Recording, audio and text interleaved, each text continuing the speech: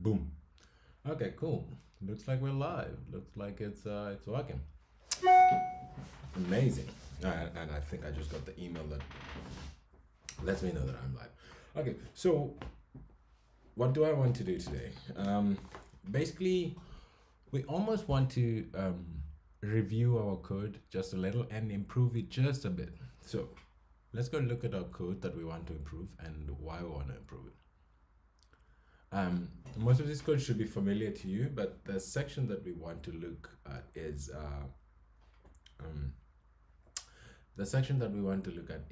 this timer that we made on the last stream that I was here on. So we basically have a delay timer. We have a delay timer that can be initialized. And what does initialization mean? Initialization of a timer just means run the sysdig at once a millisecond. You can choose this, and once our timer starts, we accord some milliseconds to the timer, and then whenever our sysdig interrupt fires, so every millisecond this sysdig interrupt will fire, we decrement any available delay counter.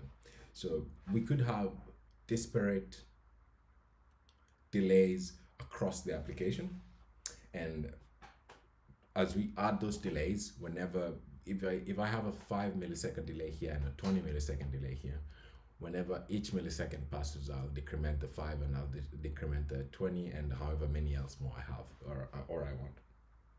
Now, I was actually going through this code with a friend of mine and we were doing a review of what I did, and I realized I could improve this code quite a lot. But the improvement is very short, but it also sort of wants us to understand what is happening. So, I mean, if you're watching this, then you probably understand what an interrupt is, and if you do not, then a simple Google you could find out. And I'm pretty sure a couple of friends of mine, I think, have done code on interrupts and such. Let me see if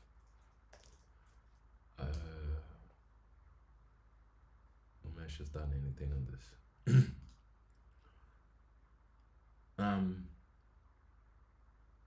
Honestly, a friend of mine called Umesh does quite a lot of very nice. Yeah, so cool. I'll link a video down below from Umesh explaining how to do interrupts on, I think, an Arduino or an AVR microcontroller. That's better. This should get you close to running interrupts, and his channel will be linked down below, but it's binary updates on YouTube. I'll link it down below or once I'm done with this stream. But so you can understand what interrupts are and how they work, which isn't the point of today. So once you understand what interrupts are and how they work, you understand that our delay here is implemented through the sysdig, and sysdig being the system timer, which provides consistent tick. You set how much time goes between each tick. So with our system, we've set it, because we're running a 16 megahertz system. We've said, I mean, if you go into this code, you will see that they do a bit more than we do. So you have to set the load register, set the priority of our sysdig, and set the value and set the control and all of this, and then you basically end up deciding how much time runs between each tick. Okay, and how much time runs between each tick depends on the frequency you're running at and what prescalers and what values you give in. Okay, cool. So that's how we have a millisecond delay running, or rather a millisecond tick running for our sysdig timer. Okay, so the next part. So every millisecond, our sysdig timer will cause an interrupt, and we will end up at this sysdig handler. Okay, this one here. And in this sysdig handler, we will do timer.update. And timer.update will basically do the thing that I started by explaining. We go through all our timers and decrement their counters. Okay. The way the SysTick timer works on ARM is that we have a high-speed timer that is, we can use this timer in very many ways. So an artostic timer that fires a programmable rate invokes a SysTick routine. Okay, so if you had a round robin Artos scheduler where you went like, I give this thread a millisecond and this one a millisecond and this one a millisecond. So every time the SysTick fires, you could change from thread to thread, and you could decide how long this one you want this to be. It can be a high-speed alarm timer for the. It can be a variable rate alarm or a signal timer. It's just, we can use this timer in many ways. It's upon the application developer to realize how they need to do this timer. Now, the more important part that you want to see is the vector interrupts and how they work. Let me find a paragraph here. Implemented interrupts. Wait, I'm trying to find an example that explains. So we just, by exploring what SysTick is, we know what an interrupt is. An interrupt would run at given levels. So actually, let's go back here. This is cool. Go to this definition. So once we enable the SysTick interrupt, we give it a priority. Things with higher priorities generally can preempt, or they can pause the thing that is running so that they run, and then they can give back control to the thing that was running. Okay, so in my system, I have a couple of interrupts, 2 to be specific. I have a timer interrupt that runs every 30 seconds. And once this timer runs every 30 seconds, when it runs every time, once this interrupt runs, it allows me to read values from my temperature sensor, because it doesn't make sense to read the temperature sensor at 100 hertz. Like, temperature doesn't change that quickly.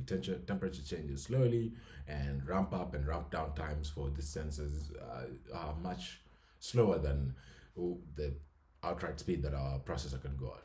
So I have 2 interrupts in my system. You can't imagine if I add a motor to this system, and I add a speed controller, and I add a fuel pump and things of the sort. You can't imagine that I will have a lot of interrupts everywhere.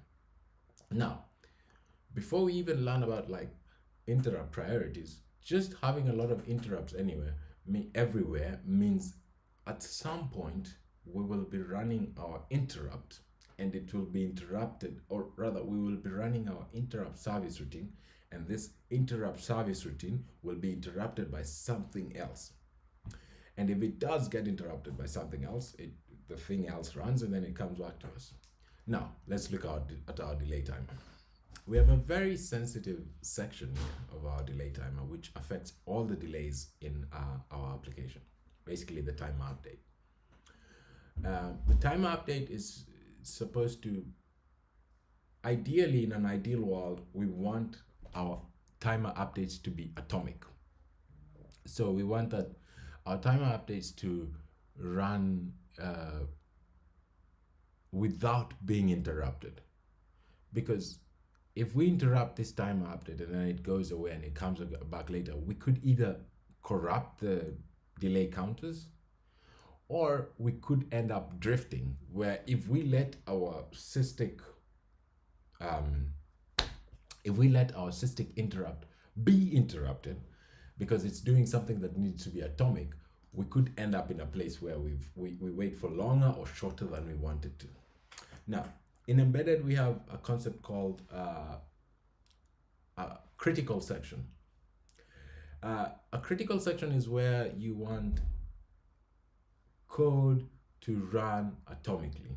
And this is kind of like a re-explanation. You want code to run without it being interrupted, because if this code gets interrupted, it could affect other things in an adverse manner. Okay, so we could handle this at multiple number of ways. If we're very careful with how we plan our interrupt priorities, or if we give, so whenever, if we go back again, let's go back to the system configuration again here, go to the definition. So you'll see here, they set a priority for this interrupt. And if you look at my code, my own code, where I've added an interrupt. So I've just, if I go here to my timer 7, which is a basic timer, I've just enabled the timer, okay? And there is an API. I know I say Baremetal, but this is Kimsys, so maybe NVIC set priority. So there is an API to set the priority for each interrupt that we configure. However, I am not using that here. And at the moment, I have such few interrupts that I do not want to do that work right now. So what I'm going to do right now is I'm going to implement a critical section.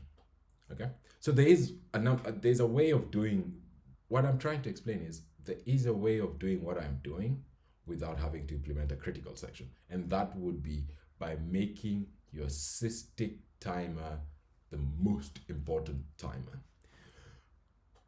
Colloquially, like the SysTick timer, the SysTick interrupt is quite high priority, but it can be interrupted by other things. You could end up making something, being unaware that you've made something interrupt at a higher priority than the SysTick timer. Okay, cool. So our code can easily fail by having something interrupt our SysTick interrupt service routine. I'm trying to be really clear. And what we need is to implement something that is known as a critical section. So a critical section is where we want a bunch of code, this block of code, we want it to run atomically. We want it to run without being interrupted until it, from start to finish. That way we maintain a system that is not corrupted. So that is what a critical section is. So the way I'm going to implement my critical section is I'm going to follow that English sentence that I've just said. A critical section is a block of code that runs atomically, and that means a block of code that runs without being interrupted. Okay, what can interrupt our timer update function right now? Our timer update function right now can be interrupted by another rogue interrupt. It can be stopped, it can be paused by a rogue interrupt, some other interrupt. Even our system as it is right now, if we wait long enough, our timer update could get synced into the 30-second and could get interrupted by the 30-second timer that is allowing me to read the temperature controller and such. So I want this bunch of code, this 4 lines of code, this the things that control my counters to be atomic. So what I would like to do is make it so that you can't interrupt this code, and then after I run this code, we go back to normal. Luckily, Kimsys gives us a few APIs for this. So we can do disable IRQ. What does this do? So let's go to the definition of that. Disables IRQ interrupts. Disables IRQ interrupts by setting a special purpose register. Premask can only be executed in privilege modes. So basically what we're doing here is we're disabling all the interrupts across the system. And we're doing it through, obviously we're using assembly here, but I'm using code from the Kimsys library. If you wanted it in your own code, you could do this. And if you wanted instructions of how to do this, you could use the ARM v7m architecture reference manual. I'm using this one specifically right now because I'm using a Cortex M4. You don't have to use this one if you're not using Cortex M4. You can find your relevant documentation. But basically, you want to go to your silicon, or you want to know how interrupts are implemented in your system and how to enable and disable them. That way we can make a bunch of code run atomically. So once this code is done, so with line 61 here, start a critical section of code. And then I want to execute all of this, and then here, complete, okay, complete the critical section of code. So let's do that. Okay, and as you can imagine, KIMS gives us an API for that as well. Enable IRQ. And we can go to the definition of that and look at how it looks like, which is probably going to be the opposite of the other one. Good. Perfect. CPSIE, CPSID. Okay, cool. Special purpose register, disabled special purpose register, enable. Okay, cool. And this is all code that is in KIMS. You can see it when you need it. So what have we done here? Well, basically what we have done here is we've taken the lines of code from like line 63 to line 67, basically whenever we are operating on our delay counters. And we made sure that they can run without being interrupted. And by doing this, we've protected our delays from corruption. So we know that we can add as many interrupts as we want into this system. Just that whenever the section of code that is dealing with timer decrementing is being run, we will disable interrupt, so no interrupt will be allowed to run. And then once we're done with that, this is a relatively small operation. Once we're done with that, we enable interrupts and we're back to the normal world. And this is what is called a critical section in code. And this, you will find this term across. The more you come into real-time systems, RTOS systems, you will start realizing they're telling you what is critical code or critical sections. This is what they mean. They mean a system where they have interrupts, but they disable the interrupts, run some code so that it cannot be interrupted, and then enable the interrupts so that you can go back to the normal operation of things. And with that, I think that's our stream today. That is really it. Unless someone is on and has posted some questions, which I can wait for, I think that's what I have for today. Once again, thank you so much for coming to my learning sessions and for my streaming sessions. And remember, you can help me so much by subscribing and liking and posting questions and suggestions so that I can think about what to do next. Thank you, and catch you guys soon. Amazing.